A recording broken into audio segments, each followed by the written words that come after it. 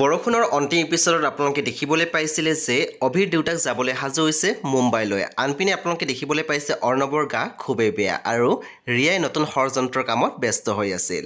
আজি নিশা হ'বলগীয়া এপিছডৰ প্ৰম' বৰ্তমান মুকলি হৈছে আৰু আজিৰ প্ৰম'ত আমি দেখিবলৈ পাইছোঁ মিকুৱে নিজে নিজে অৰ্থাৎ মনতে কৈ আছিলে যে মই যদি তাইক নম্বৰটো নিদিওঁ তাই দেৱুক কিবা কৰি দিব। তাৰপিছতে আমি প্ৰম'ত দেখিবলৈ পাইছোঁ ৰিয়াই কৈ আছিলে মাকক এই পৃথিৱীত কৰিব নোৱাৰা কাম একোৱে নাই, ইচ্ছা কৰিলে মই জীৱন ল'বও পাৰোঁ আৰু এতিয়া মোৰ টাৰ্গেট দেৱযানী আৰু অৰ্ণৱ। মাকে আচৰিত হৈ ৰিয়াৰ কথা শুনি আছিলে। তাৰপিছতে প্ৰমৰ অন্তিম ভাগত আমি দেখিবলৈ পাইছোঁ দেৱযানী আৰু অৰ্ণৱক দেখুৱাইছিলে, য'ত দেৱযানীয়ে অৰ্ণৱক কৈ আছিলে আপুনি একেটা কথাতে কিয় ইমান লাগি আছে, মই একো বেয়া পোৱা নাই, মোৰ মনৰ ভিতৰত যি আছিল সেয়া মই কৈ দিলোঁ। চ' বন্ধু বান্ধৱীসকল, আজি নিশা 7:30 বজাত আহিবলগীয়া ৰং টিভিত বৰষুণ ধাৰাবাহিকখন খুবেই ইণ্টাৰেষ্টিং হ'বলৈ গৈ আছে। চ' আপোনালোকে চাবলৈ একেবাৰে নাপাহৰিব।